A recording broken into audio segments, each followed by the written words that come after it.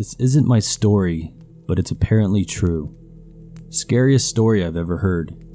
You can find it if you type in Savernake Forest in Mumsnet. Warning, it's a very long story and very freaky, and if anyone can come up with a rational explanation, I'd be extremely grateful because I'm generally a pretty rational, non-woo, where's the evidence type person. But I've never been able to explain this, and it still makes my heart beat faster and the hair stand up on my arms when I think about it years later. I was pet sitting for my friend several years ago. She had moved into sort of a small holding right on the edge of a village in the southwest, with a huge garden that backed onto the trees. At the time she had a right menagerie, chickens, ducks, a couple of Shetlands, cats, and 4 black retrievers, 3 fully grown and 1.5 grown puppy. Originally DH had been going to come with me as a little holiday, but the dates she ended up having to go away for work clashed with a couple of his medical appointments. So we stayed home with our dog and I went to pet sit alone. It was about halfway through my stay a couple of nights ago, late evening, already dark, when I heard a massive commotion from the chicken shed, banging and thumping. I assumed a fox or something had got in, so I went out to check. As I was halfway across the garden, the noise stopped instantly, as if it had been shut off. By the time I got to the shed, all was calm, and the chickens were all settled, mostly asleep. No sign of any intruder or disturbance at all. Nothing to explain the noise or any indication that the chickens had made a noise. Bit freaky, but I didn't, and still don't, know much about the way of the chicken, so I locked up again and left them to it. As I went back in the house, a small black shape ran past me out of the back door, and I realized the puppy must have got out. It streaked across the garden and off towards the woods. Cue much cursing and then calling her name in vain. More cursing when she didn't come back. I grabbed a torch and put one of the other dogs on the lead, partly for protection, partly because I thought the pup was more likely to come back if I had one of her canine companions with me, and partly because I didn't fancy my chances of finding my way back to the house on my own, even though there were a couple vague paths that I'd followed when walking the dogs throughout the week. Off we trudged into the wood along these paths, me calling Pup's name at intervals and trying not to imagine murderers and rapists behind every tree trunk. We got to a point where it felt like the trees were starting to thin out, and I remember thinking that I didn't remember a clearing on this path. We must have gone wrong somewhere when the dog with me slowed right down and started to resist going forward. I tried to jolly her along while my stomach suddenly dropped like a stone, and she started growling. A really low, serious rumbling growl. By this time I was practically shitting myself.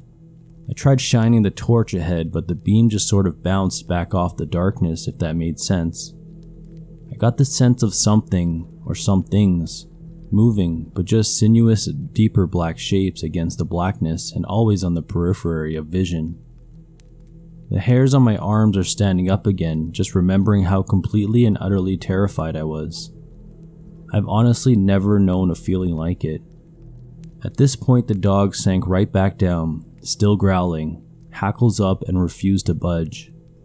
I muttered something like, "Jesus, you've got to be kidding me," and this ugly, gurgling, inhuman sort of voice hissed, right up close as if someone was right next to me. "Don't say that name." At the same time there was a horrible snickering sort of laugh. I can't express how utterly petrified I was. I can't remember having any coherent thoughts apart from the word evil. That's the only clear thing I can remember. Me and the dog were frozen to the spot with pure fear. Then a different voice, really commanding, said, "Go back." That sounded more in my head but echoey, where the others had sounded out in the thin air, if you know what I'm saying.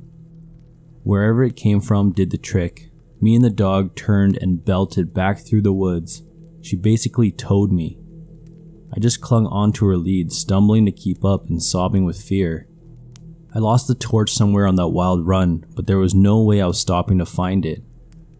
How I didn't run blindly into a tree, I'll never know. She guided me, I guess. I can remember thinking desperately that I mustn't let go of her lead, or they would get me. When we got back to the garden, she suddenly stopped. I did fall over her this time, onto my hands and knees, turned around and started snarling, proper teeth bared, rabid-looking snarls, back at the trees and the darkness. I thought I heard the snickering again, but the blood was pounding in my ears so hard I can't be sure.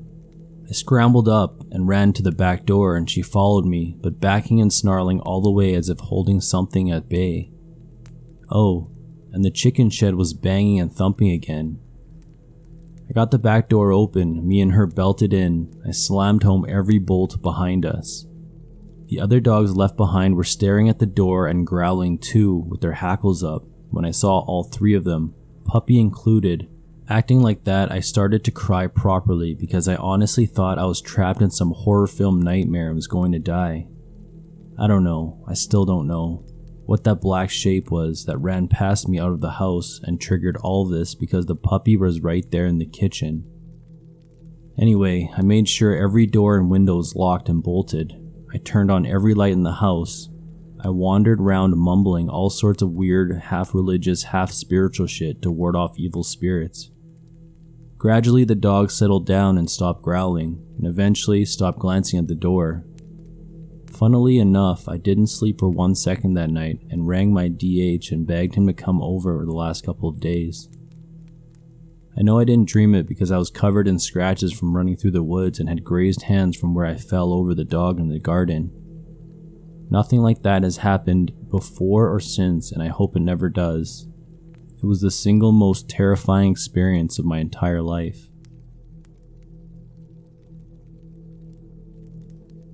Not a published story, but this happened to me late 2019 and is still better than any story I've ever read.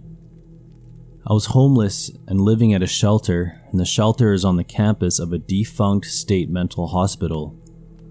The buildings are all interconnected by a subterranean tunnel system, which is closed off due to a combo of being structurally compromised and documented paranormal occult activity.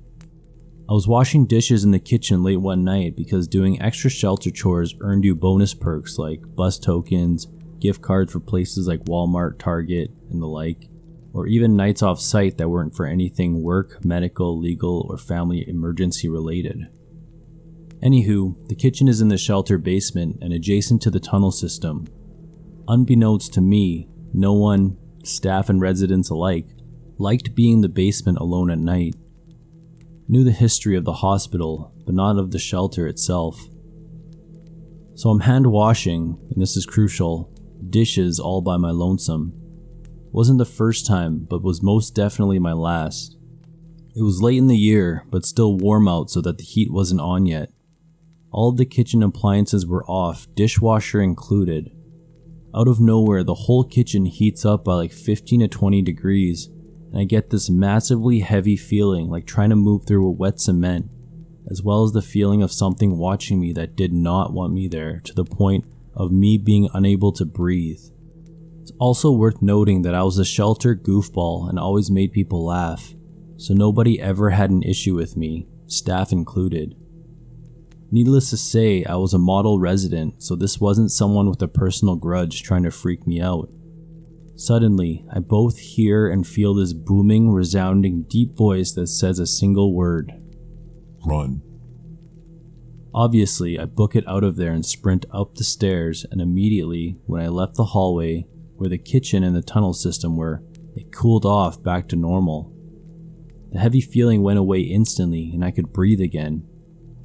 The overnight employee at the front desk looks at me, raises an eyebrow as I sit there gasping for air, and asks if I'm good. I ask her what people's paranormal experiences have been at the shelter, and not describing my own because I just wanted a confirmation that I wasn't insane before spilling my guts to this caseworker who I barely knew. She described verbatim exactly what I'd just been through and ended it with a, "And that's why no one likes to wash dishes alone down there at night, employees included." I've always been the kind of person who tries to explain away the unexplainable. I am a nurse after all. I've seen more than my fair share of patients slipping away in the strange, sometimes eerie moments that accompany death. But what happened to me one night in the hospital was something I still can't quite explain. It was late, well past midnight, and the hospital was unnervingly quiet. The kind of quiet that makes you hyper aware of every creak and distant murmur. I was on the night shift in the old wing of the hospital, which had been around since the early 1900s. Most of the patients were asleep, and I was doing my rounds, checking vitals and making sure everyone was comfortable. When I reached room 314, I noticed something off. The door was slightly ajar, and a soft, unsettling light spilled into the hallway. It wasn't the sterile, cold light of the fluorescent bulbs, but a warm, almost inviting glow. I pushed the door open and stepped inside. The room was empty except for an old armchair in the corner and the faintest trace of lavender in the air. I'm talking about the kind of lavender scent that you'd expect from a grandmother's old perfume, not the antiseptic smell that fills most of the hospital. I shrugged it off as a leftover from a patient's belongings and moved to check the chart at the foot of the bed. And that's when I saw her. At first, I thought it was just my tired eyes playing tricks on me. An elderly woman, dressed in an old-fashioned nightgown, was sitting in the armchair. Her face was obscured by low light, but I can make out her silver hair and the outline of her frail hands resting in her lap. I froze. It wasn't visiting hours, and I didn't recognize her from any of the patients. "Excuse me, ma'am," I said gently, trying not to startle her. "Are you lost? This is a patient's room." She looked up slowly, her eyes met mine. They were hollow, almost as if there were no life behind them, yet they seemed to pierce through me with an unbearable sadness. She opened her mouth to speak, but no sound came out. And just then, the room temperature dropped sharply, and I could see my breath clouding in front of me. I took a step back, feeling a shiver run down my spine. "I need to get a nurse or a doctor," I said, my voice trembling. As I turned to leave, I glanced back over my shoulder, and the woman was gone, and the armchair was empty. The light was gone too, replaced by the harsh glare of the fluorescent bulbs. I went to check the chart again, hoping it would explain everything. The chart was gone, and there was no record of any patient ever being in room 314. Confused, I asked around, but no one knew anything about a patient in that room. I even looked through the hospital records, but everything came up blank. The room was listed as unoccupied and had been for months. I didn't sleep much that night. I kept thinking about those hollow eyes and the strange, comforting scent of lavender. To this day, I can't explain what I saw or who that woman was. All I know is that room 314 has been empty since then. And every time I pass by, I can't shake the feeling of something or someone still lingers there. Sometimes when the hospital is quiet, I swear I can catch a whiff of lavender in the air. It always sends a shiver down my spine, reminding me of that cold, eerie night. Maybe some spirits can't leave until they've found peace, or maybe they're just wandering, looking for something that's been lost for a long time. Either way, room 314 is a place I avoid whenever possible. I've driven a cab in New York City for over 15 years. You see all sorts of things in this job: drunk college kids, late night fare hoppers, and the occasional street performer or vagrant. But what happened to me one night was unlike anything I'd ever encountered. It was a cold, rainy night in November, and the city was shrouded in a thick fog that seemed to swallow up the streetlights. Business was slow when I was cruising down the nearly deserted streets, hoping to pick up a fare before calling it a night. That's when I saw him, a figure standing alone on a corner barely illuminated by the dim streetlight. He was a tall man in a dark overcoat, his face hidden under a wide-brimmed hat. I slowed down and rolled down the window. "Need a ride?" He nodded, and I unlocked the door. climbed in, and as he settled into the back seat, I noticed something strange. He didn't say a word, just a heavy, unsettling silence as he stared out the window. "Where to?" I asked, glancing at him through the rearview mirror. He didn't respond. The only sound in the cab was a rhythmic patter of the rain against the windows. I tried to make small talk, but he remained silent, his presence growing increasingly eerie. We drove in the silence through the fog, and I started to feel uneasy. It was as if the air in the cab had thickened, pressing down on me with an almost tangible weight. After what felt like an eternity, he finally spoke, his voice soft, almost a whisper, but it carried an unsettling edge. "Stop here." I pulled over at the edge of an old abandoned building, the kind of place that looked like it hadn't seen a lick of paint or passerby in decades. I glanced back at him through the rearview mirror, but his hat still obscured his face. "Are you sure this is where you want to go?" I asked. I'd never seen anyone get out here, especially this late at night. He didn't answer. Instead, he reached into his coat and handed me a wad of cash, more than enough to cover the fare. I took it, but my fingers brushed against it something cold and clammy, and I looked down and saw that the cash was damp, almost as if it had been submerged in water. "Thanks," I said, trying to mask my growing discomfort. "You have a good night." He stepped out of the cab, his movements slow and deliberate. As he walked away, I watched him disappear into the fog, his figure slowly swallowed up by the darkness. I was about to drive off when I noticed something strange in the back seat, an old-fashioned pocket watch lying on the seat. It was ornate with intricate engravings, and the glass face was cracked. I picked it up, and as I did, I felt a sudden, inexplicable chill. The watch was cold to the touch, colder than anything I'd ever felt before. I turned to look at the building where the man had gone, but it was completely silent now, as though it had never been disturbed. I didn't know what to do with the watch, so I tucked it into my glove compartment and decided to call it a night.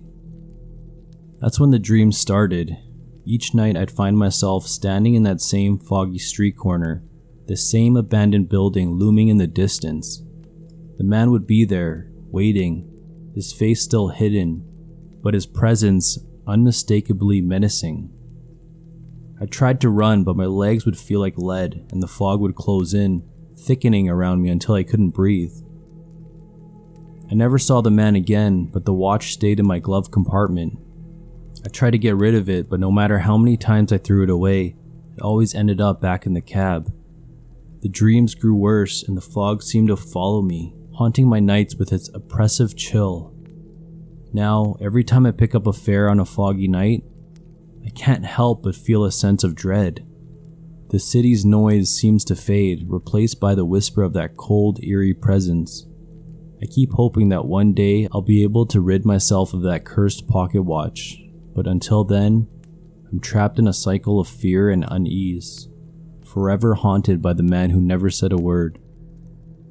And every foggy night, when the city falls silent, I can't help but feel that I'm not alone, waiting for the man in the dark overcoat to return.